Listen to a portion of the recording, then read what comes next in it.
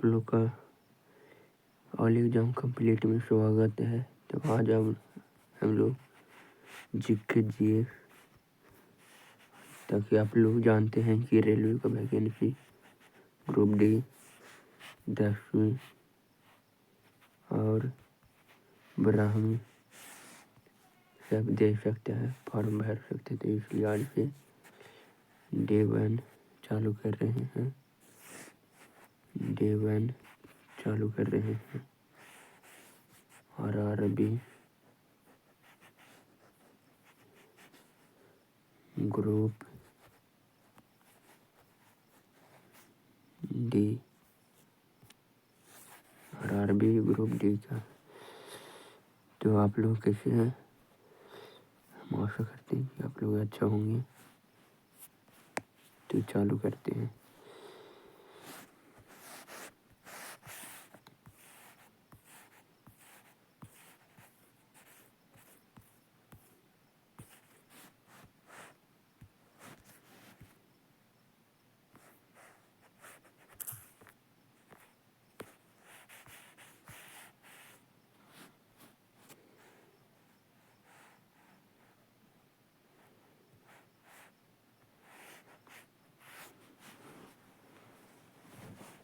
तो ठीक है, चालू करते हैं।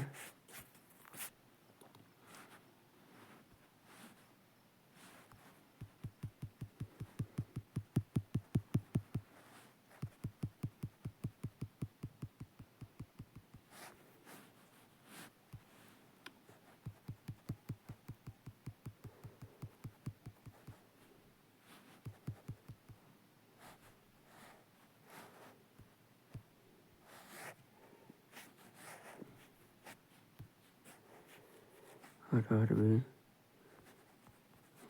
Group D.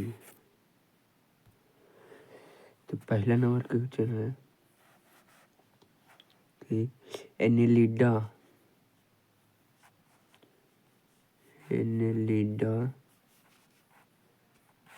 ग्रुप में कौन कौन से जंतु आते हैं?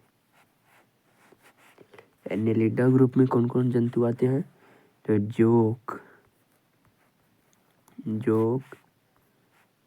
केचुआ,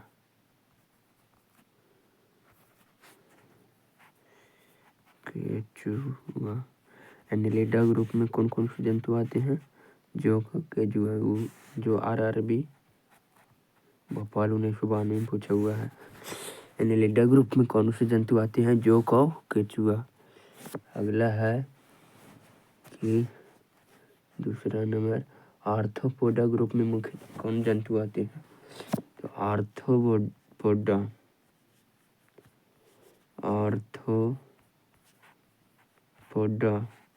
ग्रुप में कौन कौन से जंतु आते हैं? तो तेलचट्टा, मच्छर, खटमल, मक्खी। आर्थ्रोपोडा में तेलचट्टा, मच्छर, खटमल, मक्खी। आर्थ्रोपोडा में तेलचट्टा, मच्छर, खटमल, मक्खी। तीसरा है कि मोलस्का ग्रुप में कौन कौन से जंतु आते हैं? मोलस्का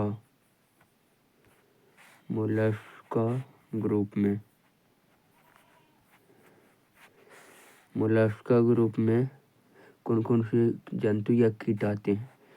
तो घोंघा और सिप्पी आता है।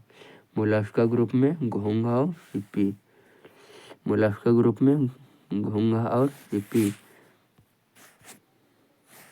आर्थ्रोपोडा में तेलचट्टा, मच्छर, खटमल, मक्खी।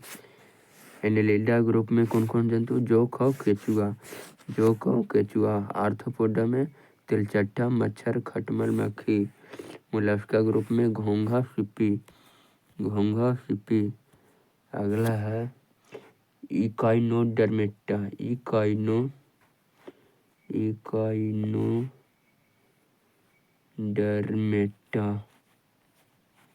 इकाइनोडर्मेटा। चौथा, इकाइनोडर्मेटा संघ में कौन कौन से जंतु आते हैं? तो इकाइनोडर्मेटा में आता है तारा मछली,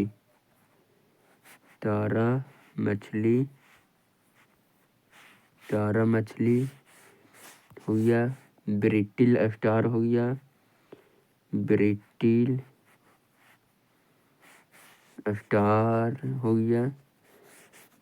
तारा मछली और ब्रिटिल स्टार। इकाइनोडर्मेटा संघ में कौन कौन से जंतु आते हैं? तारा आ गया मछली और ब्रिटिल स्टार आ गया। अगला है इकाइनो में तारा मछली और ब्रिटिल स्टार। मनुष्य का पाचन क्रिया का प्रारंभ कहाँ से होता है? मनुष्य का पाचन क्रिया का प्रारंभ कहाँ से होता है? कहाँ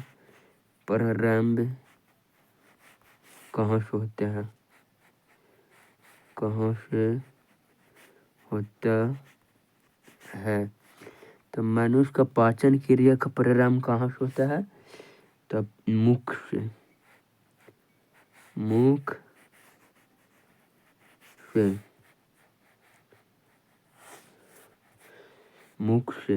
मनुष्य का पाचन क्रिया का प्रारंभ कहाँ से होता है? मुख से। मनुष्य का पाचन क्रिया का प्रारंभ मुख से होता है। अगला है कि 6 नंबर में कि शिराएं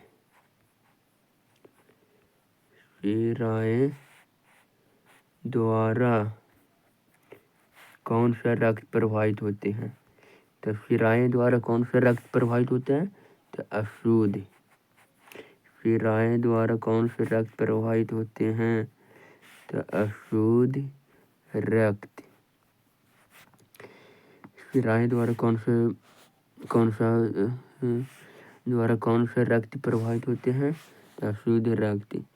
अगला है कि धमनी द्वारा कौन से रक्त प्रवाहित होता है? धमनी द्वारा कौन सा रक्त प्रवाहित होता है? तो धमनी द्वारा कौन सा रक्त प्रवाहित होता है? तो आंसर में आ जाता है धमनी द्वारा कौन सा रक्त प्रवाहित होता है? तो धमनी द्वारा कौन सा रक्त प्रवाहित होता है? शुद्ध रक्त। धमनी द्वारा कौन सा रक्त प्रवाहित होता है? शुद्ध रक्त। अगला है कि कौन सा विटामिन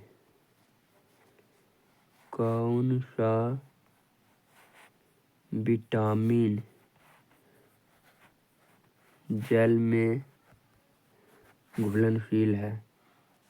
कौन सा विटामिन जल में घुलनशील है? तो बी तथा सी। कौन सा विटामिन जल में घुलनशील है? बी तथा सी। कौन सा विटामिन जल में घुलनशील है? बी तथा सी।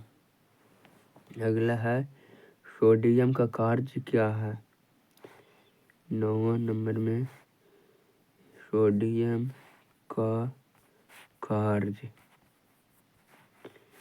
तो सोडियम का कार्य क्या है? तो यह रक्त दाब नियंत्रित करने में सहायक होता है तथा जल का संतुलन बनाए। यह रक्त दाब नियंत्रित रखता है और जल को संतुलन बनाए रखता है। रक्त दाब नियंत्रित।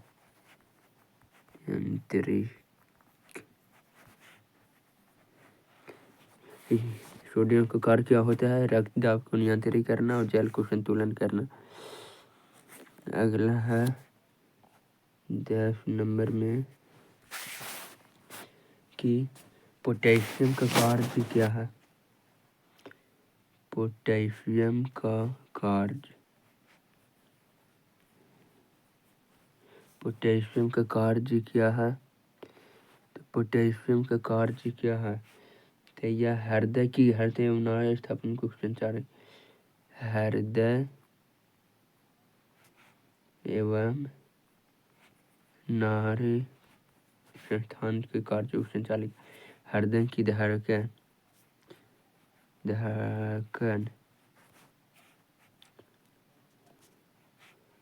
हृदय की धड़कन एवं नाड़ी संस्थान में कार्य करते हैं। अगला नंबर है कि ग्लूकोज बिना ऑक्सीजन की उपस्थिति मांसपेशियों में प्रतिक्रिया कर क्या बनाता है? 11 नंबर है ग्लूकोज 12 चीनी का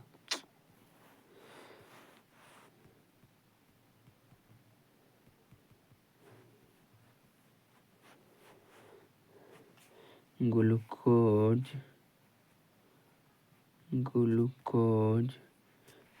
बिना ऑक्सीजन की उपस्थिति ग्लूकोज बिना ऑक्सीजन की उपस्थिति में मांसपेशियों में प्रतिक्रिया कर क्या बनाता है?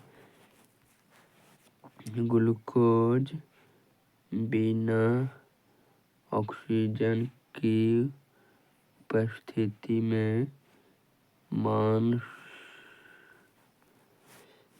में प्रतिक्रिया कर क्या बनाता है? तो लैक्टिक अम्ल।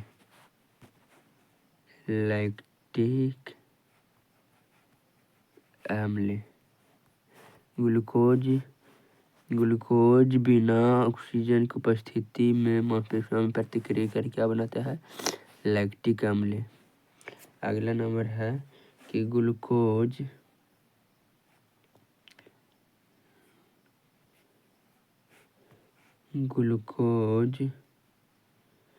बिना ऑक्सीजन की उपस्थिति में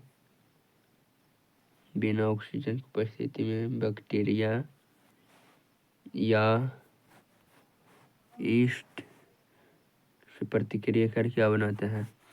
तो ग्लूकोज बिना ऑक्सीजन की उपस्थिति में बैक्टीरिया या यीस्ट से प्रतिक्रिया कर क्या बनाता है?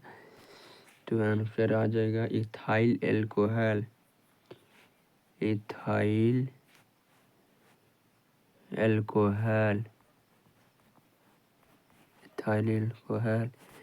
ग्लूकोज बिना ऑक्सीजन की उपस्थिति में बैक्टीरिया या यीस्ट से इथाइल अल्कोहल बनाता है। अगला नंबर है कि ऑक्सीजन की उपस्थिति में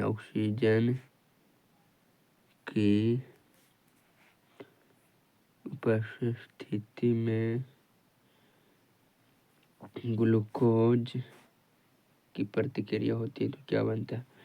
ग्लूकोज की प्रतिक्रिया होती है तो क्या बनाते हैं? तो ऑक्सीजन की उपस्थिति में ग्लूकोज की प्रतिक्रिया होती है तो कार्बन डाइऑक्साइड प्लस में H2O में जैल बनाता है। ऑक्सीजन की उपस्थिति में ग्लूकोज की प्रतिक्रिया होती है जैल। एनिलिडा में उत्सर्जन 14 नंबर में करा एनिलिडा में उत्सर्जन उसके किस उत्सर्जन से होता है? एनिलिडा में उत्सर्जन उसके किस उत्सर्जन से होता है? तो नेफ्रेडिया।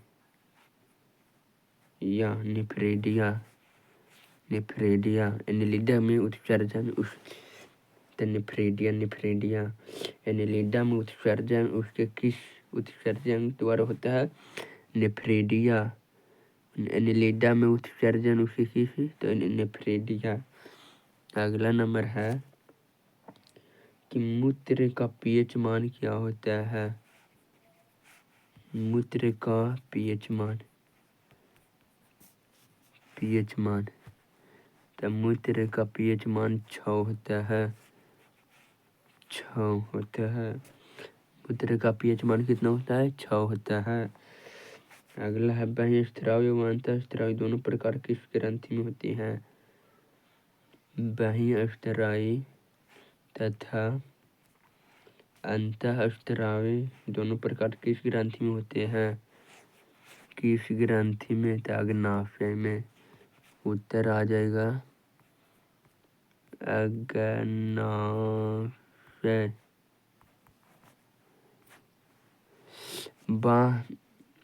बाह्य स्रावी एवं अंतःस्रावी दोनों प्रकार किस ग्रंथि में पाया जाता है? अग्नाशय में। बाह्य स्रावी तथा अंतःस्रावी ग्रंथि किस दोनों प्रकार किस ग्रंथि में पाया जाता है? अग्नाशय में। अग्नाशय में। अगला नंबर है कि पीयूष ग्रंथि या पिट्यूटरी ग्रंथि, पीयूष की ग्रंथि या पिट्यूटरी ग्रंथि को किस अन्य नाम से जाना जाता है? तो मास्टर ग्रंथि। मास्टर ग्रंथि। पीयूष ग्रंथि या पिट्यूटरी ग्रंथि को किस नाम से जाना जाता है? तो मास्टर ग्रंथि। अगला नंबर है कि स्प्रिंग को अन्य समान लंबाई पर वापस लौटाने के लिए वाला बल कहलाता है। स्प्रिंग को अपनी समान लंबाई पर वापस लौटाने के लिए लगने वाला बल का प्रत्यापल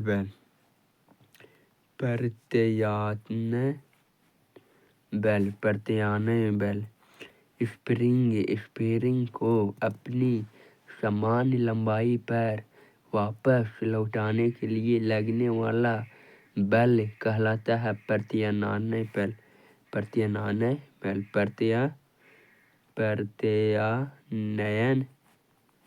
बल। प्रत्यानयन बल। स्प्रिंग को अपनी समान लंबाई पर वापस, कौन सा बल? स्प्रिंग में अपनी समान लंबाई पर वापस लौटाने के लिए प्रत्यानयन बल लगाया जाता है ना। अगला नंबर है कि पौधों के लिए सबसे अच्छा उर्वरक कौन है? तो पौधों के लिए सबसे अच्छे उर्वरक, पौधों के लिए सबसे अच्छा उर्वरक है कंपोस्ट।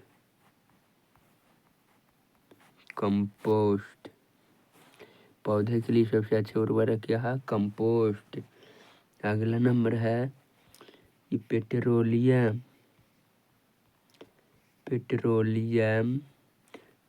पेट्रोलियम किस प्रकार की चट्टानों में पाया जाता है? पेट्रोलियम किस प्रकार की चट्टानों में पाया जाते हैं? चट्टानों में पाया जाता है तो अवसादी चट्टान। पेट्रोलियम किस प्रकार की चट्टानों में पाया जाता है? अवसादी चट्टान में। पेट्रोलियम अवसादी चट्टान में पाया जाता है, इस चट्टानों में पाया जाता है। अगला नंबर है कि गुब्बारों को उड़ाने के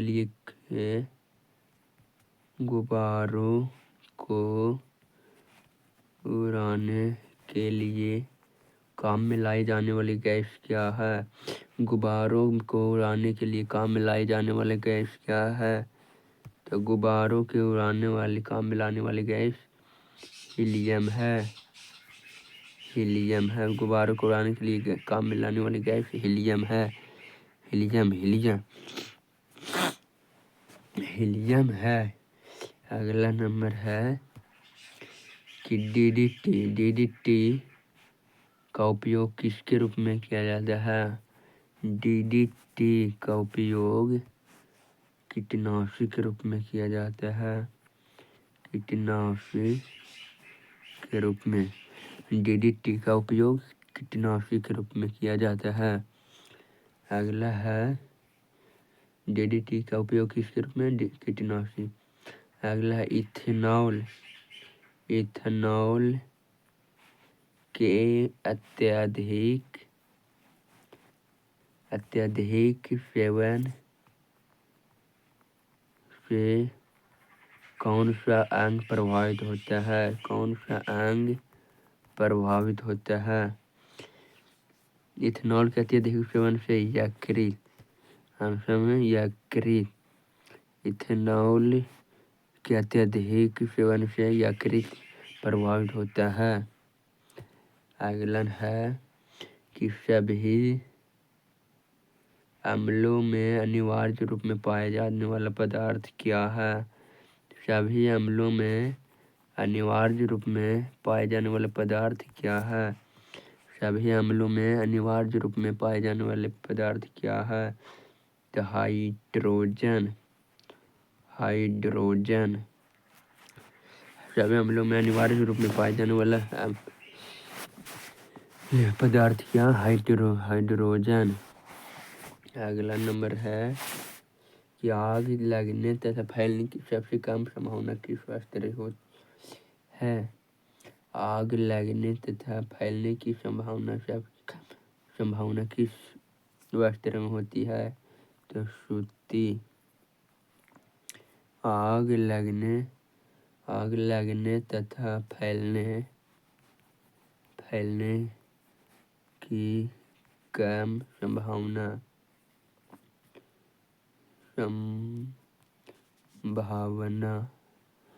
सूती वस्त्र में। सूती वस्त्र। अगला नंबर है लोहा का सबसे महत्वपूर्ण स्रोत क्या है? महत्वपूर्ण स्रोत क्या है? तो लोहा का सबसे महत्वपूर्ण स्रोत है हरी सब्जियां। हरी सब्जियां। लोहा का सबसे महत्वपूर्ण स्रोत क्या है? हरी सब्जियां। अगला है कि गैसोलीन किसके साथ मिश्रण करके गैसोहॉल बनाता है? तो आंसर गैसोलीन। गैसोहॉल किसके साथ? गैसोलीन किसके साथ मिश्रण करके गैसोहॉल बनाता है? तो इथाइल अल्कोहल। Ethyl alcohol. गैसोइथाइल अल्कोहल। गैसोलीन को किसके साथ मिश्रण करके गैसोहॉल बनाया जाता है? Ethyl alcohol. Ethyl alcohol gasohol बनाता है इथाइल अल्कोहल से। अगला नंबर है कि तात्कालिक ऊर्जा के लिए धावकों को कौन सा पदार्थ दिया जाता है? तो ग्लूकोज। तात्कालिक ऊर्जा मन शक्ति के लिए कौन सा पदार्थ दिया जाता है? ग्लूकोज। धावक के लिए ग्लूकोज दिया जाता है। तत्काल के लिए धावक के लिए कौन सा पदार्थ दिया जाता है? ग्लूकोज। अगला नंबर है मानव जाति के लिए ओजोन परत क्यों महत्वपूर्ण है? मानव जाति के लिए ओजोन परत क्यों महत्वपूर्ण है? मानव जाति के लिए ओजोन परत क्यों महत्वपूर्ण है? तो पराबैंगनी किरणों को रोकने के लिए एक रक्षा आवरण बनाती है। पराबैंगनी किरणें के रोकने के लिए एक रक्षा आवरण बनाती है। अगला नंबर है कि आंतजवर या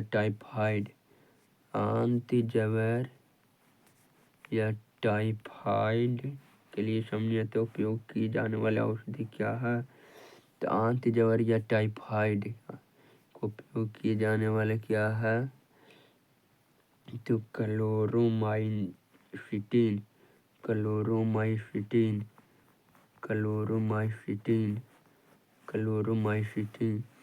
आंत जबर या टाइफाइड के समय के उपयोग औषधि क्या है? Chloromycetin, Chloromycetin, Chloromycetin, Chloromycetin, Chloromycetin. अगला है कि गैस की लौह सबसे गर्म हिस्से को क्या कहते हैं? तो गैस की लौह की सबसे गर्म हिस्से को क्या कहते हैं? तो ज्योतिहीन क्षेत्र, ज्योतिहीन क्षेत्र, ज्योतिहीन क्षेत्र। गैस की लौ की सबसे गर्म हिस्से क्या कहते हैं? ज्योतिहीन क्षेत्र, ज्योतिहीन क्षेत्र। गैस की लौ की सबसे गर्म हिस्से को क्या कहते हैं? ज्योतिहीन क्षेत्र, ज्योतिहीन क्षेत्र। अगला नंबर है कि सोने का शुद्ध रूप कितने कैरेट का होता है? सोने का शुद्ध रूप कितने कैरेट का होता है? 24 कैरेट, कैरेट। 24 सोने का शुद्ध रूप कितने कैरेट का होता है? 24 कैरेट। सोने का शुद्ध रूप कितने कैरेट का होता है? तो 24 कैरेट, 24 कैरेट। अगला है कि शून्य बार किसका अयस्क है? अयस्क है। शून्य बार अयस्क किसका है? तो पारा के, पारा के, Hg के। शून्य बार अयस्क किसका है? तो पारा के Hg। शून्य बार किसका अयस्क है? तो पारा को Hg के। अगला है कि शरीर के ताप का नियंत्रण किसके द्वारा होता है? शरीर के ताप का नियंत्रण किसके द्वारा होता है? तो हाइपोथैलेमस, हाइपोथैलेमस, थैलेमस, हाइपोथैलेमस। शरीर के ताप का नियंत्रण किसके द्वारा होता है? हाइपोथैलेमस। शरीर के ताप का नियंत्रण किसके द्वारा होता है? हाइपोथैलेमस। शरीर के ताप का नियंत्रण किसके द्वारा होता है? हाइपोथैलेमस। अगला है कि लाल अस्थि में, लाल अस्थि में किसका निर्माण होता है? लाल अस्थि में किसका निर्माण होता है? लाल अस्थि में लाल रक्त कणिकाओं का निर्माण होता है। लाल अस्थि में लाल रक्त कणिकाओं का निर्माण होता है। लाल अस्थि में किसका निर्माण होता है? तो लाल अस्थि में लाल रक्त कणिकाओं का निर्माण होता है। लाल रक्त कणिकाओं का निर्माण होता है। कशेरुक, कशेरुक दंड में कितने हड्डी है? कशेरुक दंड में कितनी हड्डी है? कितनी हड्डियां है? कशेरुक दंड में कितनी हड्डियां होती है? 33 होती है। कशेरुक दंड में कितनी हड्डियां होती है? तो 33 होती है। कशेरुक दंड में कितनी हड्डियां होती है? कशेरुक दंड में कितनी हड्डियां होती है? तो 33 होती है। कशेरुक दंड में कितनी हड्डियां होती है? 33 होती है। अगला है BCG का पूरा नाम क्या है? BCG का पूरा नाम क्या है? तो bacillus Calmette Guérin, bacillus Calmette Guérin, bacillus Calmette Guérin. BCG का पूरा नाम क्या है? Bacillus Calmette Guérin. BCG का पूरा नाम क्या है? Bacillus Calmette Guérin. अगला है BCG का पूरा नाम क्या है? बैसिलस गेल्मेंटेगुरिन। अगला है एथलीट फुट नामक रोग किससे होती है? तो कवक द्वारा। एथलीट फुट नामक रोग किसके द्वारा होती है? तो कवक द्वारा। एथलीट फुट नामक रोग किसके द्वारा होती है? तो कवक द्वारा। एथलीट फुट नामक रोग किसके द्वारा होती है? तो कवक द्वारा होती है। एथलीट फुट नामक रोग किसके द्वारा होती है? तो कवक द्वारा होती है। अगला है कि दमा या अस्थमा नामक रोग किसके द्वारा होता है? तो कवक द्वारा होता है। दमा या अस्थमा नामक रोग किसके द्वारा होता है? तो कवक द्वारा होता है। दमा या अस्थमा रोग किसके द्वारा होती है? तो कवक द्वारा होती है।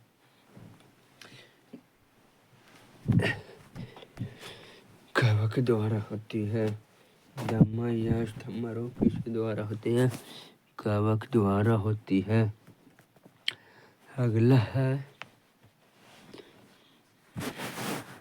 फाइलेरिया नामक रोग किसके द्वारा होता है? फाइलेरिया नामक रोग किसके कारण होता है? तो कृमि द्वारा होता है।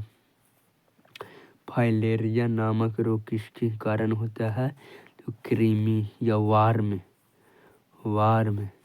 कृमि या वार्म। फाइलेरिया नामक रोग किसके द्वारा होता है? तो कृमि द्वारा या वार्म द्वारा। अगला है कि जब एक वस्तु वेग दोगुनी की जाती है तो उसकी गतिज ऊर्जा चौगुनी बढ़ जाती है।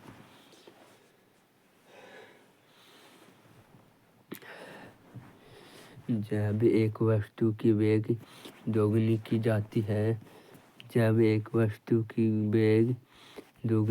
जाती है तो गतिज ऊर्जा चौगुनी बढ़ जाती है।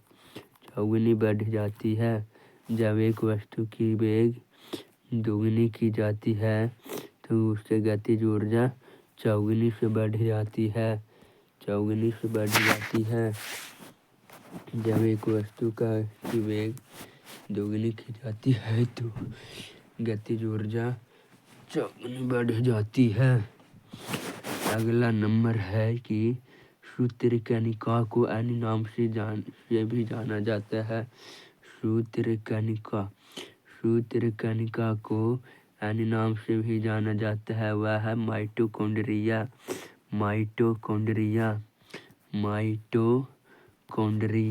सूत्रकनिका को अन्य नाम से भी जाना जाता है, वह है माइटोकॉन्ड्रिया। सूत्रकनिका को अन्य नाम से भी जाना जाता है, वह है माइटोकॉन्ड्रिया। वटवृक्ष पादपों के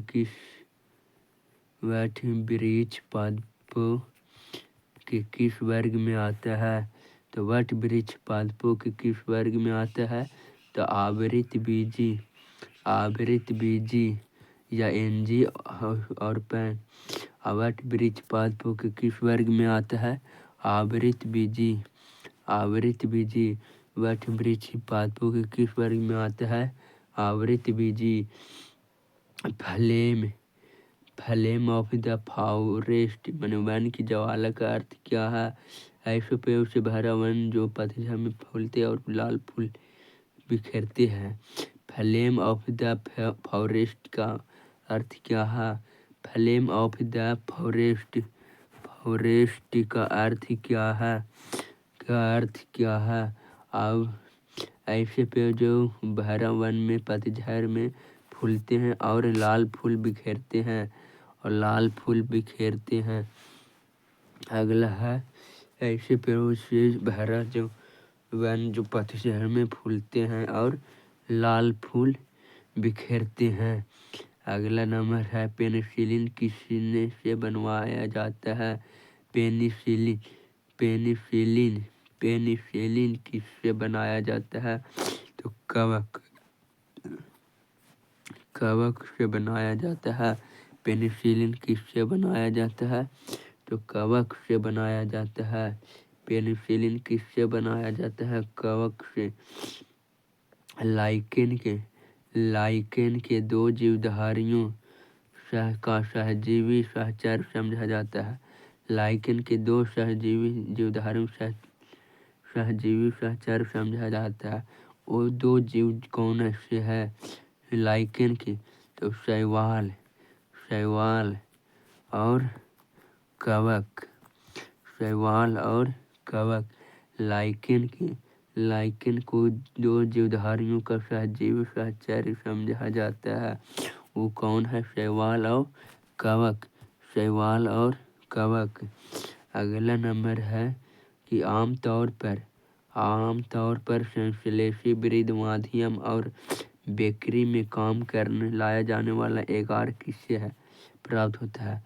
आमतौर पर संश्लेषित वृद्धि माध्यम और बेकरी में काम में लाया जाने वाला एगार किससे से प्राप्त होता है? तो आंसर है शैवाल से प्राप्त होता है। आंसर क्या है? शैवाल से प्राप्त होता है। आमतौर पर संश्लेषित वृद्धि माध्यम और बेकरी में काम में लाया जाने वाला एगार किससे प्राप्त होता है? तो शैवाल से प्राप्त होता है। अगला नंबर है कि लौंग किससे प्राप्त होता है? लौंग किससे प्राप्त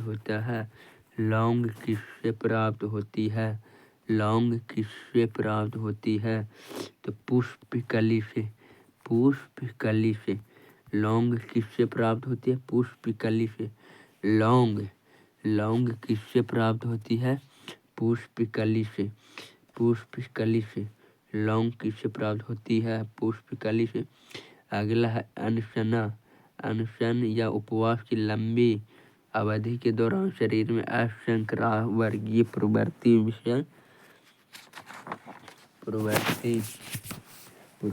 से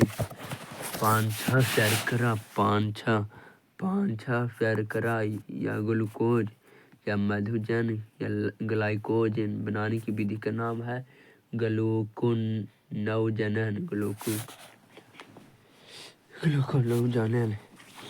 सभी जीवधारियां। अगला नंबर है सभी जीवधारियों में पाए जाने वाले कौन सा यौगिक है जिसमें भरपूर मात्रा में फास्फोरस पाया जाता है? तो न्यूक्लिक अम्ल। सभी जीवधारियों में पाए जाने वाले कौन सा यौगिक जिसमें भरपूर मात्रा में फास्फोरस है? तो न्यूक्लिक अम्ल में। अगला नंबर है भारत में केंद्रीय धान अनुसंधान केंद्र कहाँ है? भारत में केंद्रीय धान अनुसंधान केंद्र कहाँ है? तो कटक है जो ओडिशा में है। भारत में केंद्रीय धान अनुसंधान केंद्र कहाँ है? कटक जो ओडिशा में है। भारत में केंद्रीय धान अनुसंधान केंद्र कहाँ है? कटक जो ओडिशा में है। भारत में केंद्रीय धान अनुसंधान केंद्र कहाँ है? कटक है जो ओडिशा में है। अगला नंबर है कि किस वैज्ञानिक को प्रकाश संश्लेषण पर कार्य करने के लिए नोबेल पुरस्कार मिला था? तब मेल्विन कैल्विन को नोबेल पुरस्कार प्रकाश संश्लेषण के अध्ययन के लिए प्रकार करने के लिए नोबेल पुरस्कार मिला था मेल्विन कैल्विन को। अगला नंबर है कि किस पदार्थ के संचय से मांसपेशियों में थकावट पैदा होती है? किस पदार्थ के संचय से मांसपेशियों में थकावट पैदा होती है? तो लैक्टिक अम्ल में। लैक्टिक अम्ल में किस पदार्थ के संचयन से मांसपेशी में थकावट पैदा होती है? तो लैक्टिक अम्ल में लैक्टिक अम्ल में।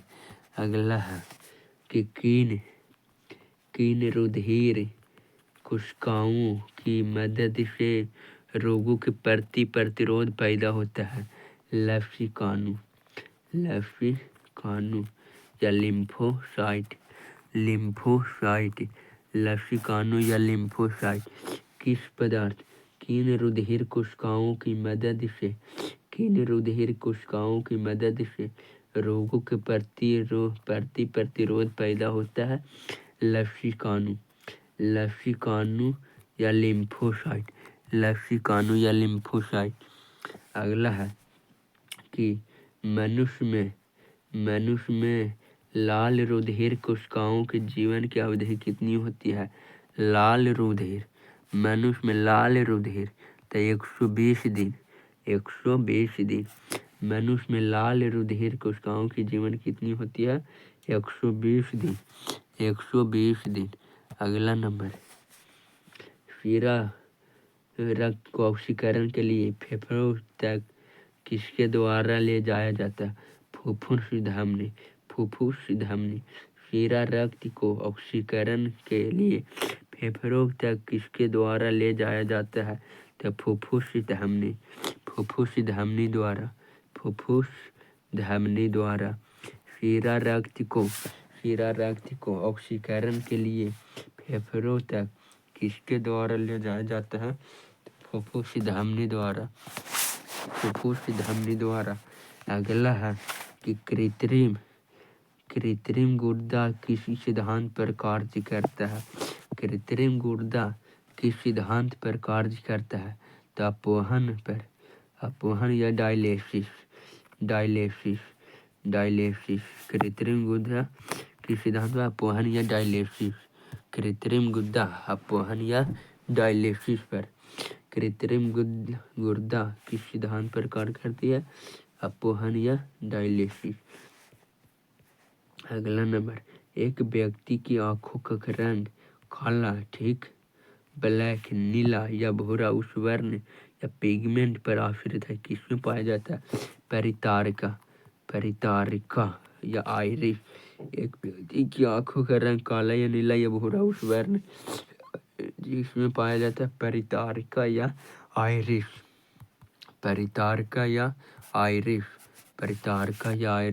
रंग या भूरा दिखता है, परितारिका या आइरिस। अगला नंबर है कि जब आँख में धूल चली जाती है तो कौन सा हिस्सा सूजकर गुलाबी हो जाते हैं? जब आँख में धूल चली जाती है तो कौन सा हिस्सा सूजकर गुलाबी हो जाता है? तो नेत्र श्लेष्मला या कंजंक्टिवा। नेत्र श्लेष्मला। जब आँख में धूल चली जाती है तो कौन सा हिस्सा सूजकर गुलाबी हो जाता है? तो नेत्र श्लेष्मला। जब आँख में धूल चली जाती है तो कौन सा हिस्सा सूजकर गुलाबी हो जाती है? नेत्र श्लेष्मला या कंजंक्टिवा।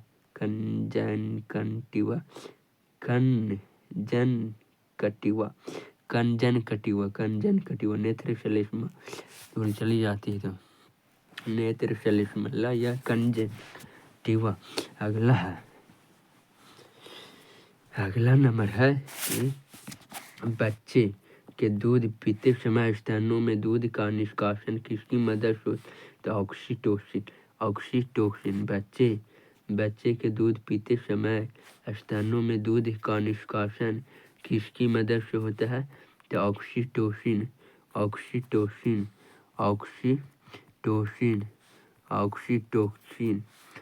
बच्चे के दूध पीते समय स्तनों में दूध का निष्कासन किसकी मदद से होता है? तो ऑक्सीटोसिन। बच्चे के दूध पीते समय स्तनों में दूध का निष्कासन किसकी मदद से होता है? ऑक्सीटोसिन। अगला है कि निषेचन सामान्यतः कहाँ होता है, तो डिम्बवाहिनी या फैलोपियन नली, डिम्बवाहिनी नली। निषेचन निषेचन निषेचन कहाँ होता है, तो फैलोपियन ट्यूब में या डिम्बवाहिनी नली में, फैलोपियन ट्यूब या डिम्बवाहिनी नली में। अगला नंबर है कि कृत्रिम वीर्य सेचन के उद्देश्य से वृषण वीर्य को किसमें संचयित, द्रव नाइट्रोजन में। कृत्रिम वीर्य सेचन के उद्देश्य से वृषभ या वीर्य को किसमें संचयित किया जाता है, द्रव नाइट्रोजन में।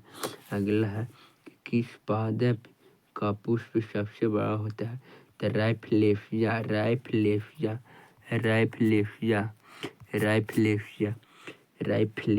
किस पादप का पुष्प सबसे बड़ा होता है, तो राइफलेशिया किस पादप का पुष्प।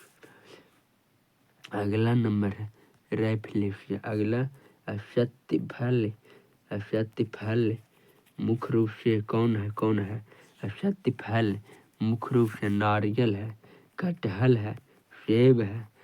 मुख्य रूप से नारियल है, कटहल है, सेब है। असत्य फल नारियल है, कटहल है, सेब है असत्य फल। अगला नंबर है कि किसी वृक्ष की आयु कैसे पता चलती है, किसी वृक्ष की आयु कैसे पता चलती है, तो वलयु को गिन कर किसी वृक्ष की आयु कैसे पता चलती है, वलयु के गिन कर। अगला है कि जल संवर्धन या हाइड्रोपोनिक्स क्या है। जल संवर्धन क्या है, तो बिना मिट्टी के पादप उगाना। जल संवर्धन क्या है, बिना मिट्टी के पादप उगाना। जल संवर्धन क्या है, बिना मिट्टी के पादप उगाना। अगला नंबर है कि किस वैज्ञानिक को अनुवांशिकी का पिता कहा जाता है, ग्रेगर जॉन मेंडल को किस वैज्ञानिक को अनुवांशिकी का पिता कहा जाता है, तो ग्रेगर जॉन मेंडल को किस वैज्ञानिक को अनुवांशिकी का पिता कहा जाता है, तो ग्रेगर जॉन मेंडल को। अगला नंबर किसी बच्चे का लिंग निर्धारण किससे होता है, किसी बच्चे का लिंग निर्धारण पिता के गुणसूत्रों से होता है, पिता के गुणसूत्रों से होता है। अगला है कि मनुष्य में गुणसूत्रों की संख्या कितनी होती है, गुणसूत्रों की संख्या होती है 46 मनुष्य में।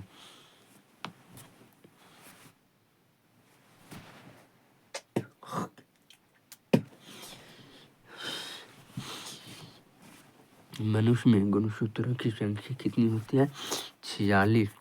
अगला है कि जो लोग मक्का को मुख्य अनाज की तरह आहार में लेते हैं उनमें किस विटामिन की कमी संभावना रहती है, तो विटामिन B1। जो लोग मक्का को मुख्य अनाज की तरह आहार में लेते हैं उनमें किस विटामिन की कमी की संभावना रहती है, विटामिन B1।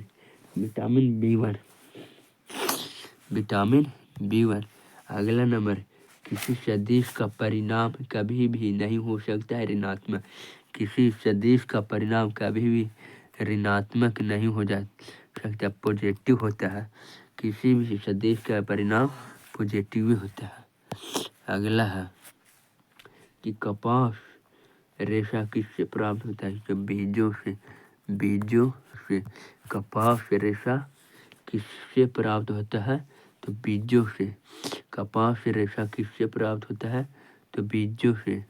कपास रेशा किससे प्राप्त होता है, तो बीजों से। अगला नंबर है कि ताजे निकले मूत्र में कोई खाद्य गंध नहीं आती है, ठीक है, लेकिन कुछ समय बाद उसमें अमोनिया जैसी तेज गंध आने लगती है। क्यों? क्योंकि जीवाणुओं द्वारा यूरिया अमोनिया में बदल जाती है। यूरिया अमोनिया में बदल जाता है। अच्छा, ताजे निकले मूत्र में कोई खास गंध नहीं आती है, लेकिन कुछ समय बाद उनमें अमोनिया जैसी तेज गंध आने लगती है। क्यों? क्योंकि जीवाणुओं द्वारा यूरिया अमोनिया में बदल जाती है। अगला नंबर है कि किस मछली में शल्क नहीं होते हैं? तो काइट फिश। काइट फिश में किस मछली में शल्क नहीं होते? तो काइट फिश में नहीं होते हैं। अगला, ज़्यादातर मछलियाँ जल में क्यों नहीं डूबती है? तो वातवशय के कारण। ज़्यादातर मछलियाँ जल में क्यों नहीं डूबती है? वातवशय के कारण। अगला है कि सर्वप्रथम विषाणु को शुद्ध क्रिस्टलीय रूप में किस वैज्ञानिक ने अलग किया? तो W.M. स्टेलिन ने। W.M. स्टेलिन ने सर्वप्रथम विषाणु को शुद्ध क्रिस्टलीय रूप में W.M. स्टेलिन ने। अगला है कि ग्रेगर मेंडल ने किस पौधे पर शोध पर अनुवांशिक सिद्धांत प्रतिपादन? तो मटर के पौधे पर। ग्रेगर जॉन मेंडल मटर के पौधे पर। लिटमस किससे मिलता है? लिटमस किससे मिलता है? तो अगला है तो लाइकेन से। लिटमस किससे प्राप्त होता है? तो लाइकेन से। लिटमस किससे प्राप्त होता है? तो लाइकेन से। अगला नंबर कि मलेरिया के उपचार की दवा किस स्रोत से प्राप्त किया जाता है? मलेरिया के उपचार की दवा सिनकोना के वृक्ष से। मलेरिया के उपचार की दवा किस स्रोत से प्राप्त किया जाता है? सिनकोना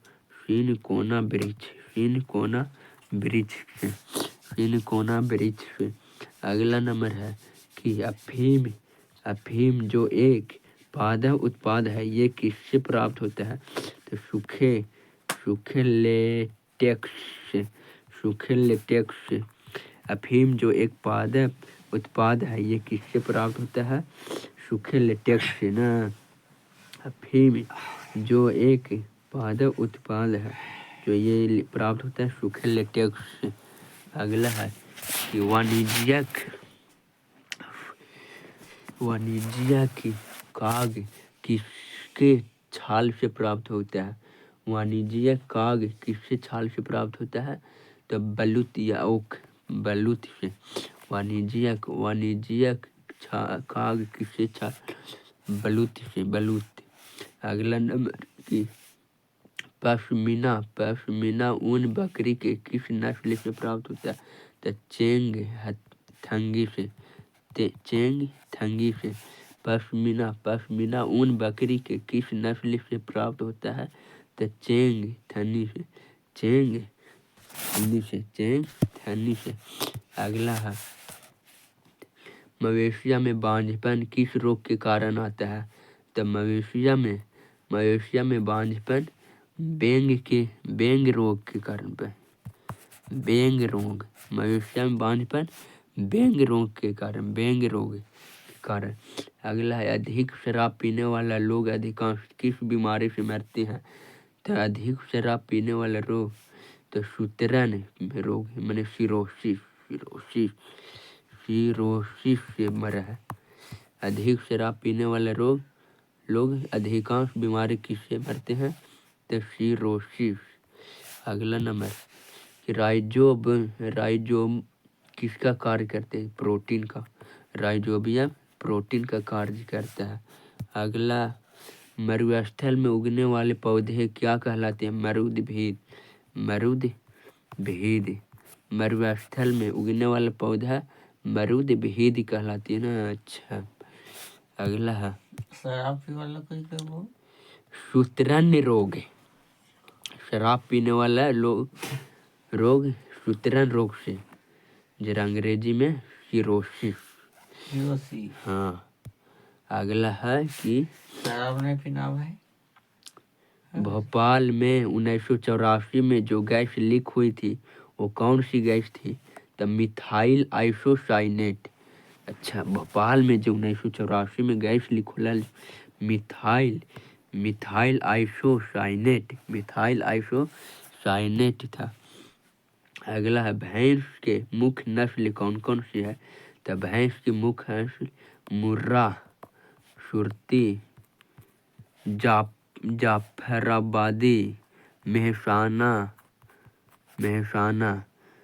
मुर्रा, सुरती, जाफराबादी और मेहसाना भदवाही।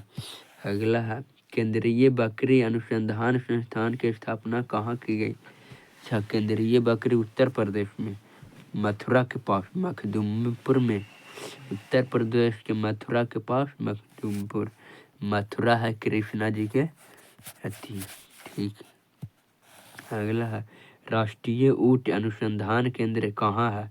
तब बीकानेर जो राजस्थान में राष्ट्रीय ऊँट अनुसंधान केंद्र, राष्ट्रीय ऊँट अनुसंधान बीकानेर जो राजस्थान में है। अगला है राजस्थान को दालचीनी कहाँ प्राप्त होती है? दालचीनी कहाँ से प्राप्त होती है? वृक्षों के छाल से। दालचीनी कहाँ से प्राप्त होती है? वृक्षों के छाल से। दालचीनी कहाँ प्राप्त होती है? वृक्षों के छाल से।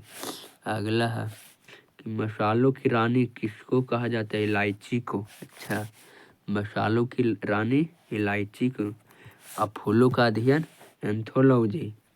फूलों का अध्ययन क्या कहलाता है? एंथोलॉजी। पेंडोलॉजी में किसका अध्ययन किया जाता है? मिट्टी का। अच्छा, फूलों का अध्ययन एंथोलॉजी और मिट्टी का अध्ययन पेंडोलॉजी। और सिस्टम नेचर किसकी पुस्तक है? कार्ल लिनियस की सिस्टम नेचर। फूलों का अध्ययन एंथोलॉजी और पेंडोलॉजी मिट्टी का अध्ययन पेंडोलॉजी। और सिस्टम नेचुरल किसकी पुस्तक है? कार्ल लिनियस के। अगला है कि दूध से दही के रूप में जमने का कारण क्या है? लैक्टोबैसिलस। अगला है विषाणु में क्या होता है? तो न्यूक्लिक एसिड और प्रोटीन। दूध से दही बनने के लैक्टोबैसिलस विषाणु क्या होता है? Nucleic acid. अगला है कि जंतुओं में होने वाले फुट एंड माउथ रोग किसके कारण उत्पन्न होता है?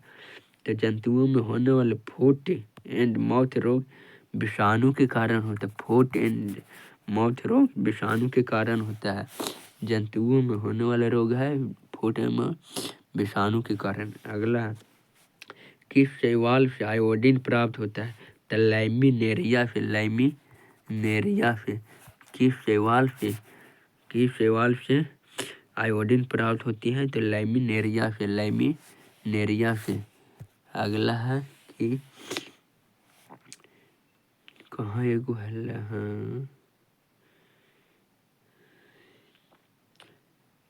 क्यों नहीं वायु वर्षा के कारण ज्यादातर मछलियाँ जल में क्यों नहीं डूबती है? वायु वर्षा के कारण, सैलेमेंडर के कारण। एगो कहाँ पश्मीना ऊनी बकरी के किस नस्ल से प्राप्त होता है? चेंगथंगी पश्मीना ऊन बकरी का किस नस्ल है? चेंगथंगी। वाणिज्यिक काग किसके छाल होता है? बलूत या ओक। और दालचीनी कहाँ से प्राप्त होता है? वृक्षों के छाल से दालचीनी प्राप्त होता है। वृक्षों के छाल से। एवोगाड्रो संख्या का मान 6.023 होता है एवोगाड्रो के। और दाब बढ़ने पर तरल क्वथनांक होता है, बढ़ता है दाब बढ़ने पर। अगला है कि मानव रक्त में ऑक्सीजन की परिवहन करता है लाल रक्त कण में आरबीसी में चासा में घुलनशील विटामिन एडीई के धावनी की चाल 760 मील पर घंटा, 760 मील पर घंटा। एल्युमिनियम का प्रमुख है बॉक्साइड है,